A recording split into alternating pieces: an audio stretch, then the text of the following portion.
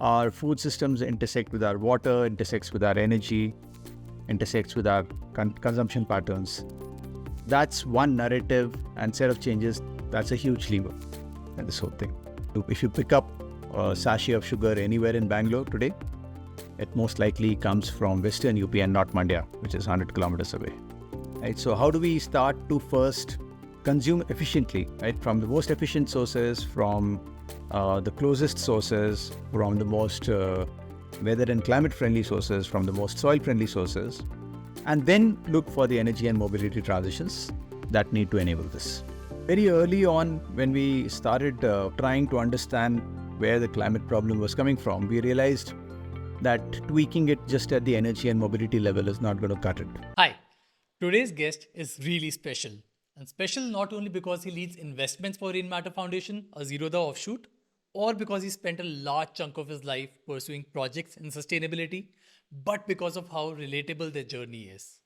He evolved from a tech and a product background to impact investing, changing the world one investment at a time.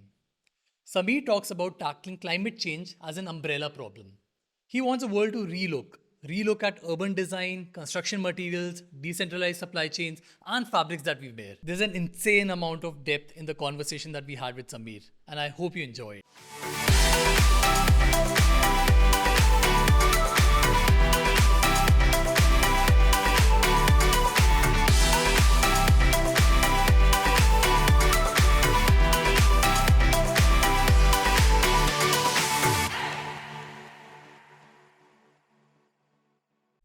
Before we begin, we would love to know more about your journey, personal journey. I believe you moved from product management tech to where you are now. So, how did the transition happen? Because that's an aspiration for a lot of us in the tech industry. Um, I think it was a series of accidents. Even during my tech career, as a developer, then as a product manager, as an entrepreneur, I think there was a quest for more impact. Like I always wondered what was happening to my work, to my code. I've always worked on Unix and Linux systems, and the joke I had was that all my work went into dev null.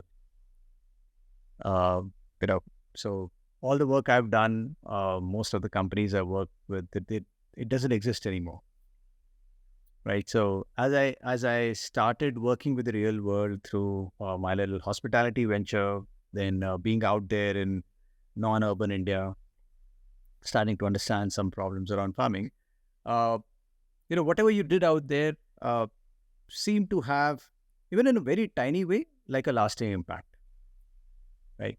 If somebody came back from a vacation, they carried those memories forever. Kids walked around barefoot in farms.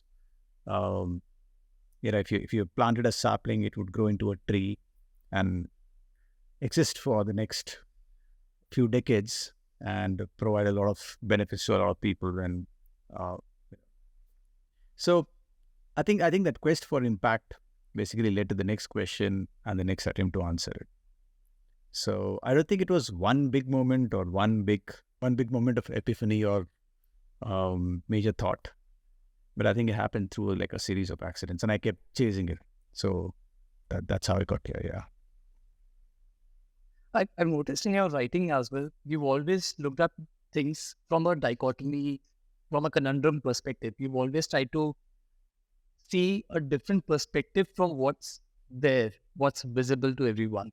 So one of your blogs, you mentioned about how all of us read about climate change, about food prices, and then go back to our homes, see the value of our investments, check into a nice hotel, take a cab, enjoy our life. So there's a conundrum that exists. I think it exists in our world, and hence it exists in your thoughts as well. How do you resolve this as a person? And I'm not speaking to you as an investment professional, as a Rainmatter, as a CEO of Rainmatter. I'm speaking to you as a person because I see that dichotomy, that conundrum in a lot of your conversations. So as a person, how do you resolve that? It's been a tough one, and the word hypocrisy gets thrown around a lot in this context. I've thought deeply about this, that we're all born in a network of functions, tools, constructs, that define us, that define our lives, that define our professions, that define how we operate in this world. And that construct comes from your time. When I was born in 74, this network looked very different. And today in 2023, this network already looks very different. But you're going to use the tools and functions that exist in 2023 if you have to operate in this world. I think the important thing is to recognize that, it's not hypocrisy to exist in 2023, but imagine a different 2030 and a different 2050, right? Just because you are using these tools is not good enough reason to imagine a completely different network of tools and services and functions and professions and structures in a decade's time or in 3 decades' time. So being able to resolve that in your head has helped me. Of course, I do try to limit the amount of flying I do. I hate sitting in a car alone, even if it's an Uber. And I try to minimize that to the extent possible. It's not that black and white. I personally also been in this rabbit hole for a while. So on one hand, the work that we do at Future Energy, it helps in increasing solar power performance. So, I mean, we do contribute towards climate change in a good manner, in my opinion, our opinion. But on the other hand, I do travel a lot. I do consume things that are at times unnecessary. I do use AC in my everyday life. And I understand the cost that it brings to the table. We've also worked in the past, I personally worked at a mining site as well in the past. So I understand how energy is produced, how many lives are at stake at the entire ecosystem.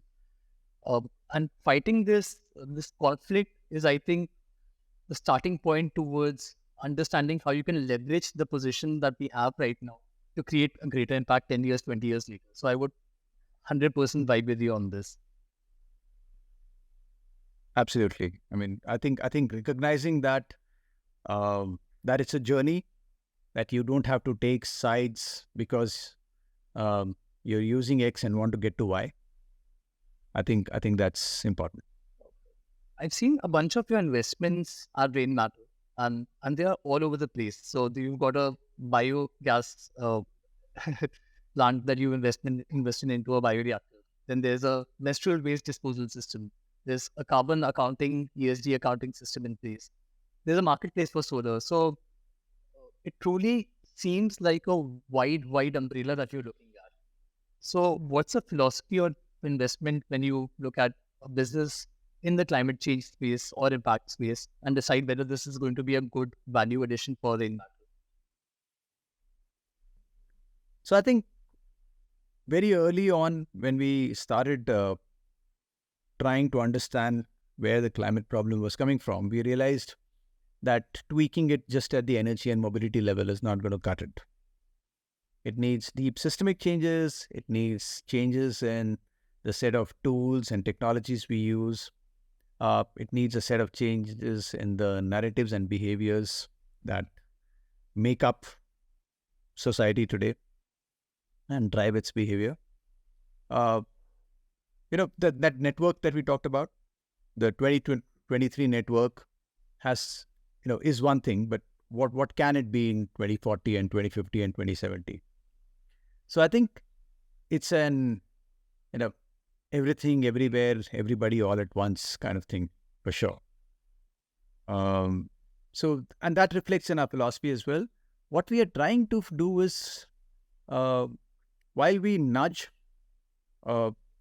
bits of this network into certain directions, one is avoid the idea of silver bullets, but at the same time find critical levers in this, right? So how our food systems intersect with our water, intersects with our energy, intersects with our consumption patterns. That's one narrative and set of changes. That's a huge lever in this whole thing, right? Like reducing the size of the length of the supply chain. That's a huge lever. Of course, it will need in tandem how we power all of this. While we look at the demand side, on the supply side, we also have to look at what energy powers this. Right? We have to try and experiment with alternative materials. We have to try with, try doing policy shifts, narrative shifts. So I think you're seeing all of that. Some of these are learning exercises as we um, interact with a particular entrepreneur or social sector organization. We learn from it. Our thought process gets refined, and on some things we are starting to double down. Does a lot of the thesis involve around decentralized manufacturing, decentralized supply chains? Because you mentioned supply chains a couple of times, and there's already a dialogue going on globally where for centralized versus decentralized and the cost of capital, the cost of carbon at each of these levels. So, is that one of the guiding principles for some of these investments? Yeah, so that's become like a point of arrival for us. As we started to understand things more and more, we realized that there are some extreme inefficiencies in how production and consumption are structured right now. And merely changing the mobility and the energy choices on that is not going to cut it. So, for instance, a village has absolutely zero need in most cases to buy its vegetables from somewhere else or buy its poultry from somewhere else. But that seems to be the default behavior now, right? If you pick up a sachet of sugar anywhere in Bangalore today, it most likely comes from Western UP and not Mandya, which is 100 kilometers away. Right? There are inefficiencies. There are policy signals. There are market signals that have enabled all of this. Right? So how do we start to first consume efficiently? Right? From the most efficient sources, from the closest sources, from the most weather and climate friendly sources, from the most soil friendly sources, and then look for the energy and mobility transitions that need to enable this. So yes, I think shortening of the supply chain to the extent possible for the things possible. It's not a binary, of course. You're not going to do away with everything all at once, but can you reduce it by 30%, 40%, at least for your daily needs, at least for, it's absurd to fly in, mutton into Bangalore from Uttar Pradesh, right? So can we get rid of or price these absurdities a little better? True. There was a statement made by Professor Solanki from Regenerative. He was at a conference and made a statement. He said the best way to use solar is to not use solar. And I think that encapsulates a lot of, change that we as a society need to propagate. So, uh, replacing energy and mobility with cleaner options is great. But the best way out is use less. And I think that as a guiding principle has changed me a lot.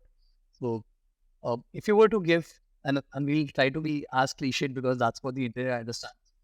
If you were to go about and give 5 recommendations or 5 daily changes that a person can do to their own life to really, do what they can do from their own homes, what would they be? I think, again, I'm going to go a little, I'm going to zoom out on this a little bit. Uh, I mean, a list of 5 needs preparation, right? But there are some broad principles that you apply. At the very core, I think we are starting to ask this question of all our investments, of all our choices. Does your answer come from biology and your ecology, or does it come from mining? Right? Because when you start to ask this question, the things around a regenerative economy, circularity, etc., are automatic answers.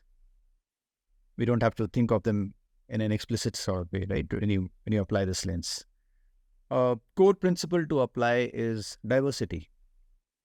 Whether it's biodiversity around you, whether it's in your thinking, whether it's in your solutioning, right? For instance, there's this cooling solution about painting roofs white with a specific kind of paint to paint to reduce the heat stress on homes. That's been tried out in many places, and it's a major part of the discussion. I think in Ahmedabad, somebody tried it out in a very large area, and the interesting unintended consequence was that the glare from that actually prevented the overflight of birds from there, and as a result, pollination levels dropped in that area. Right? So unintended consequences are the only ones. So if you're thinking of any silver bullet, right, irrespective of the beauty of the solution or the relevance of the solution in a particular context, at scale it's wrong. Diversity is just smarter than any solution is. Right? So applying that principle of diversity to everything you do, whether it's the food you eat, whether it's the planting you do around your community or neighborhood or whatever, or in your farm, or in your solutioning for complex problems. Some of these. And then, of course, I think what we spoke about a little while ago, not being weighed by the choices you make, but being aware that they are changeable. Right? And as and when a solution or a choice appears, can you do a 5% change easily? Maybe you can't cycle all over town, but maybe you could walk to the neighborhood stores. Right? I think we discount the power of these small incremental changes. We just need to be making them at a scale of 8 billion people, couple of choices a day, and I think we'll get there. Then the same thing comes up. It's just about being conscious about it. Can you push out your phone upgrade decision by 6 months? Right? Can you move to Ubuntu and make your i3 run a couple of years more? Do you think conversations and dialogue are going to be the biggest propagator of this change? Because we've got a lot of marketing efforts being done from every part of the world to consume more, to do more, and that's kind of changed how people value their own selves. And value comes from doing more now, consuming more, buying more, buying the latest phone, buying the latest car, buying the latest laptop. How do you change that as a society? Is conversation, dialogue the only way out, or do you think there are other propagators for this? I think the narratives, the myths we create and the narratives we exist as part of are a very, very important starting point, because we are our myths and we are our stories. Right? If your story is about growth that comes largely from the destruction of your natural ecosystem and your surroundings, and if it's a story you accept and don't question and you live your life by, that's the story that will work. So you have to start a dialogue around that. You have to start, like the question I asked about biology versus mining. And we do this in farms as well, saying, you can farm in a way that's largely mining. You can destroy soil, you can destroy water resources, and you can support the petrochemical industry and the mining industry fundamentally, even as you're trying to grow your food. And do you want to be doing that? Or do you trust your biology? Speaking of Rainmatter itself, what is your investment thesis? What kind of businesses do you invest into? How would entrepreneurs how should they reach out to you? I believe there's a sign up page on your website where they can submit their business ideas. But what is the process like? If you could elaborate a little more. So what we are really looking for is a big dent in the climate problem. At the foundation, we do grants, and through sister companies, we also do investments. Because we believe that this will be solved in the public space as well as in entrepreneurship. It's not an either or. With respect to entrepreneurship itself, I think it's a little different from the classical VC model, because it's impact first, and we are looking at how much of a dent it makes in the problem, rather than how big a specific entrepreneur or an idea grows. So if it's positioned to be let's say, influential in or at the center of an ecosystem play, right? And it impacts 30% of the market. That's far more valuable to us than an idea that will be very big but capture only 4% of the market. By and large, we are looking at plays which can hasten this change, can accelerate this, the changing of that network that we spoke about earlier. Our process is actually people write in through the website, people send us mail all on info@rainmatter.org, or through the network. A lot of our grantees and investees have come in through the network, through referrals. We do a fit with our thesis. Sometimes our thesis has extended because a new idea came in and we have had a good dialogue with the person. It typically takes us a few months at least because the due diligence is first on the impact side. Like for instance, we would try to understand the life cycle impact, the net impact in terms of materials and energy on any innovation. It's not just it's not a narrow calculation. Right? We would try to see we would try to guess. It's very difficult to do, but we would try to understand it from a systems lens and see if there are unintended consequences that can arise as part of this.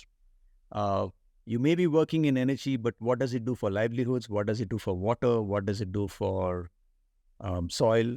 Are important questions. So we do bring a systems lens to solutions when we evaluate them.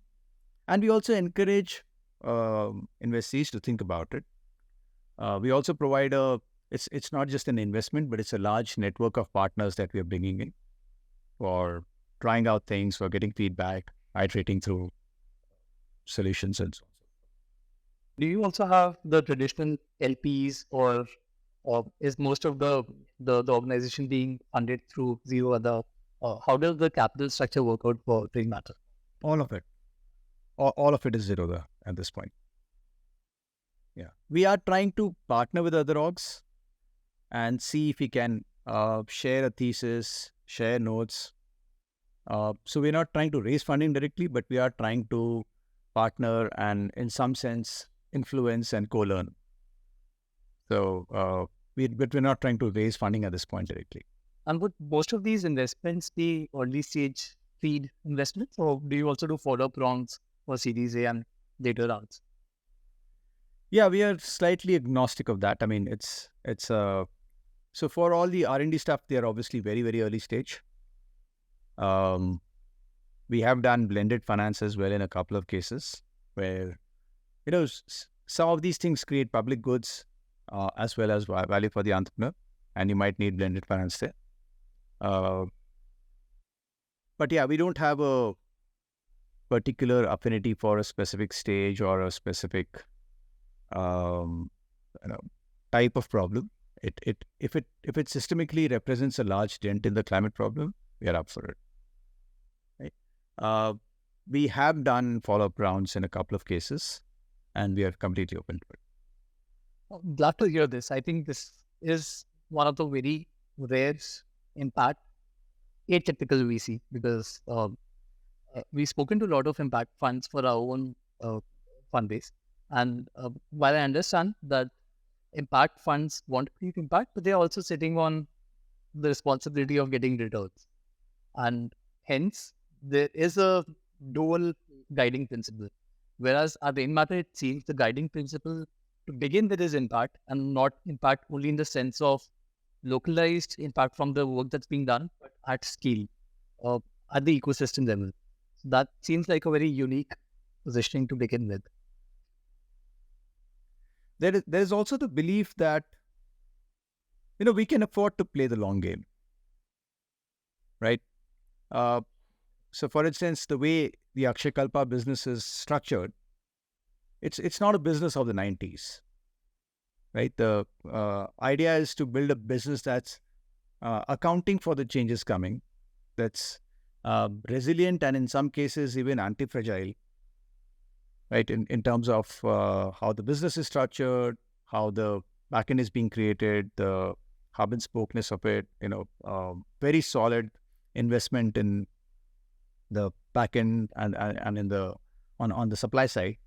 So it's not just what happens at the consumer end. And it's already played out a couple of times, right? Like when all of Karnataka's milk production was falling, Akshay Kalpa's milk production effectively doubled in that period, right? So I think these are smart businesses. These are businesses which acknowledge and account for the coming decades and will build for it, right? Rather than be stuck in the thinking of the 90s. Because, I mean, a lot of businesses do not realize, a lot of businesses do not realize or are not seeing the cliff that's coming through many of these stressors.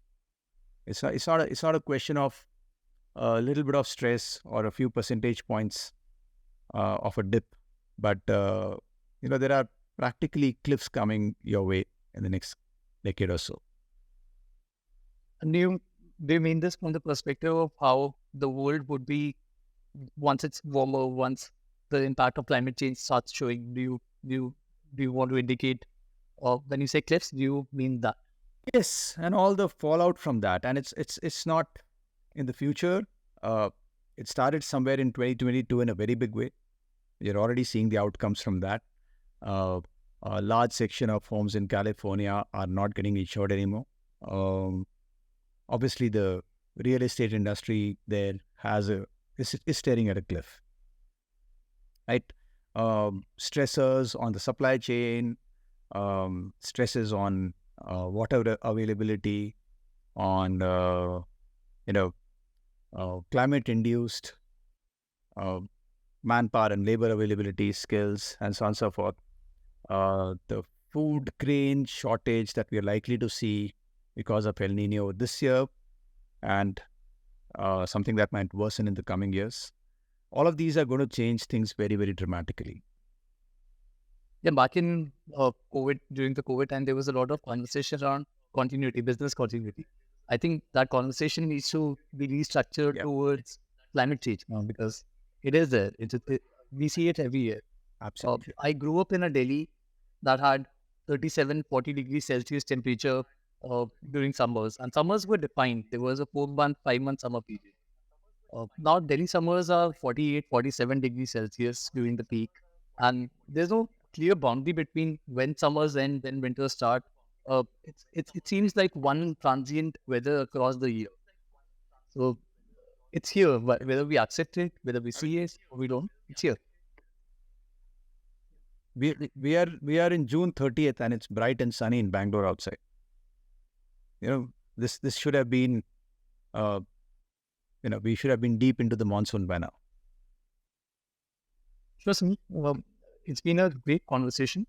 Would you like to leave a parting note for people who would be listening to this, or maybe in two parts? One for the entrepreneurs who would like to probably reach out to you as an investment impact fund, and second to the masses who would probably like to do something at their own homes and create an impact if they can.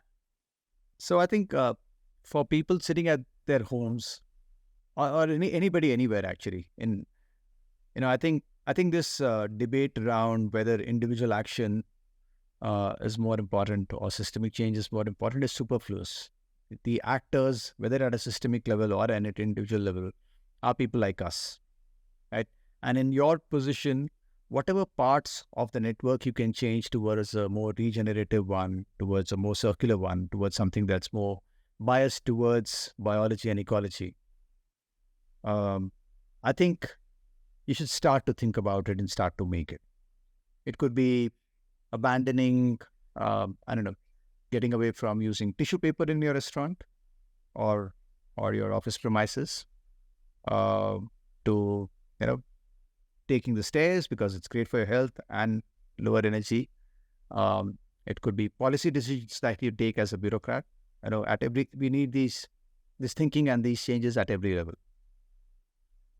For entrepreneurs, I think the struggle we've had is, while entrepreneurs are focused on a specific problem, I think bringing in a whole systems lens to it, doing the calculation on the net impact, net energy,